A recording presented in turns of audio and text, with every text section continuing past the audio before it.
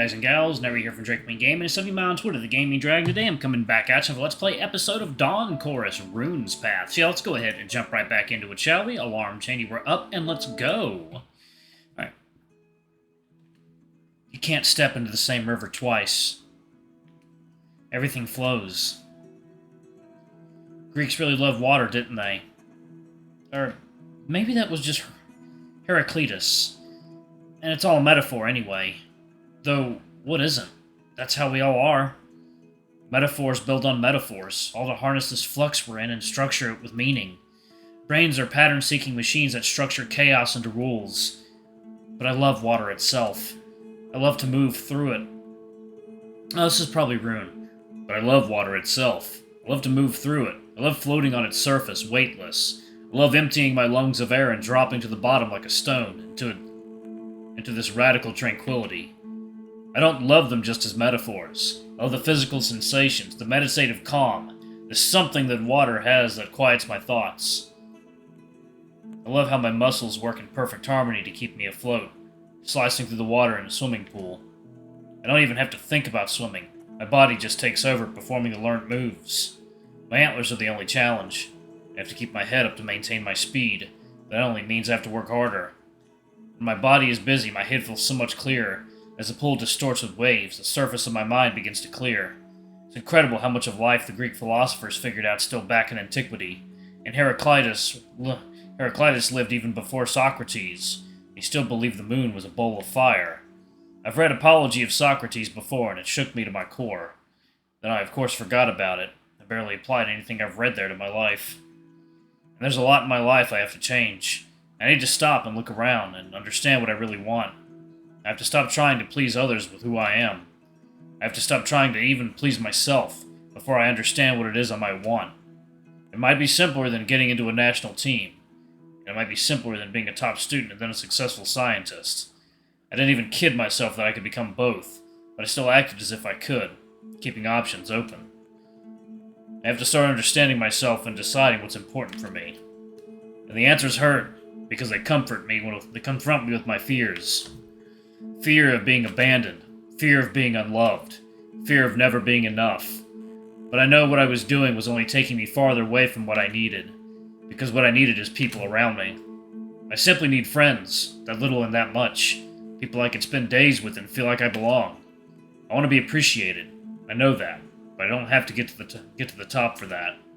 I can be there for my friends when they need me and do things for them. And that will bring me much more appreciation than achievements ever could, say for a Nobel maybe. And I need love.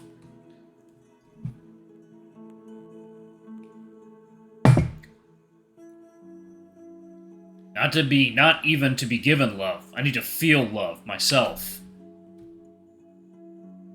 I love the cold, too. I love the moment when I leave the pool, all wet, and the cold reality bites through my fur, and I hurry to the locker room to grab my towel. My nerve-endings scream and I feel alive. But even more so now, when every sensation is a delight, when everything is crisp and fresh. Swimsuit off and a quick shower, washing chlorine out of my fur, rubbing fur with a towel to absorb the water. All automatic, all ritualistic.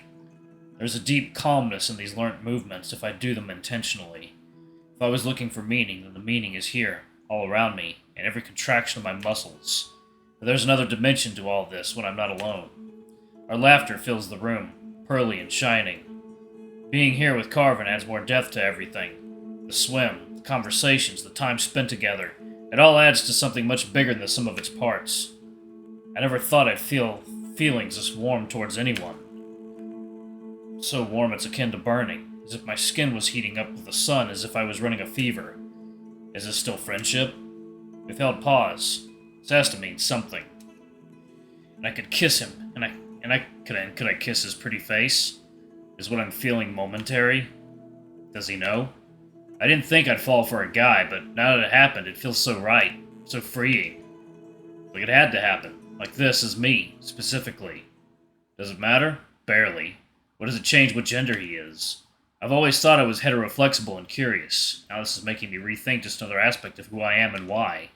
No, it changes nothing for me, surely. And with epiphany comes euphoria, mixed with just a bit of agitation. It won't change anything for my parents. I know them well enough to know. Society barely cares anymore. I'm lucky to have been born in a time and a place where it doesn't matter. But it's not like that everywhere, and a shiver runs down my spine as I continue to rub myself with the rough fabric. My thoughts, they run at 1,000 kilometers per hour now. I never thought of myself as queer. The thought is quite scary. What are you planning on afterwards? After the camp? After graduating? Though I guess that's a silly question if you just started. I'd guess your mind is elsewhere. But I'm just curious how you saw your future when you applied. I had a vision, though a very romantic one. I wanted to stay at the university and conduct research, maybe on consciousness, and contribute to the technical advancements of our civilization. With furthering our understanding of consciousness, I think we get closer to brain enhancements and a closer symbiosis of flesh and machine. But that's like a very naive vision, and I know that. I bet I'll end up a UX designer for some tech company pushing the other, less fun aspects of cyberpunk onto us. You shouldn't work for something you don't believe in. That's my firm conviction. Unless the economic conditions force you to do that and your survival depends on it, that is. But I don't think it's unrealistic. You might not get the results you want, but that's some direction forward. You know how science works. We all build on others' work, all trying to contribute to a better world. It's ultimately a collective affair, even when driven by ego. Many paths and ideas turn out to be a dead end, but a few don't. That's why it's important to try anyway. And that's another compelling argument for treating science as a collective work. He leans back on the wooden bench, looking outside the window with a content sigh. Cameron Summers' music is really something. One of his songs is stuck in my head now. Which one? I'm not sure of the name. It starts with "Attempt as I am able to."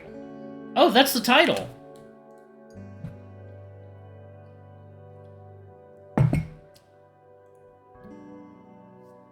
That's a great song, I agree. That whole album feels like a box of chocolates, too, and some are packed with liquor. Oh, hey, did I just make you flustered? A bit. I'm not used to people liking the music I do. And that particular album feels very personal to me. I listened to it a lot around my move to Norway. I'm glad it can be a shared experience, then. And I'll have to ask you for more music. But sorry for the change of topic. You were telling me about your future? Ah, yes. You know what I'd love to work on, though I'd also like to mix photography into that. And I'd love to live in the heart of a city. A house or even a small flat would do. I want to step out onto a cobblestone street when I leave the house and be able to hop on my bike and ride to work while enjoying the quiet. That sounds wonderful and expensive. What about you? Me? I'm not sure anymore. I had some ideas, but I think I need to readjust them now. Maybe lower my expectations a bit too. To be honest, what I'm thinking about now is the need to reconnect with real things more often. I love living in the city, but yesterday in the walk outside made me realize how much I need to be in nature. I didn't even remember what I have such a need. I guess it only shows how little I know myself, or how far I strayed from who I am. And then, I always wanted to live at the sea. I love being able to look at the horizon and see the ocean and the sky meet. There's something very calming in that. But a place in the center further away from the coast sounds nice too. It certainly has its perks. I'll have to show you my current place with its view of the bay. It's a studio apartment, sadly, but it still has a double bed. Ah! I flinch, but after the first second of suffering, the cold water starts feeling so good. It cools my flustered face and washes away the heat from my skin. I'm so awful at being flirted with. I never know what to do besides flirting back, but it's still Rune we're talking about. Just seeing him and his charming smile makes me feel timid. I sweated so much that I feel parched now. I tilt my head and let the cool water fill my open maw before swallowing. My muscles feel tired after trying to keep up with Rune in the swimming pool, but the sauna helped a bit. Still, I'm gonna sleep so well today. Somewhat rehydrated, I turn to rubbing shampoo into my fur when I feel Rune's eyes on me. So it's you checking me out this time, hmm?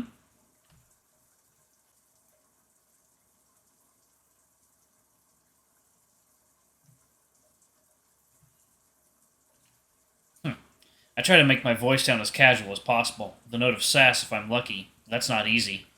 There's nothing casual about this situation. Still, I can't let this opportunity slip by. It's my turn to flirt, while the moment lasts. Guilty as charged. Sorry. Well, I don't mind either. Though it does make me feel self-conscious. It's not like I'm something spectacular to behold. You're very pretty.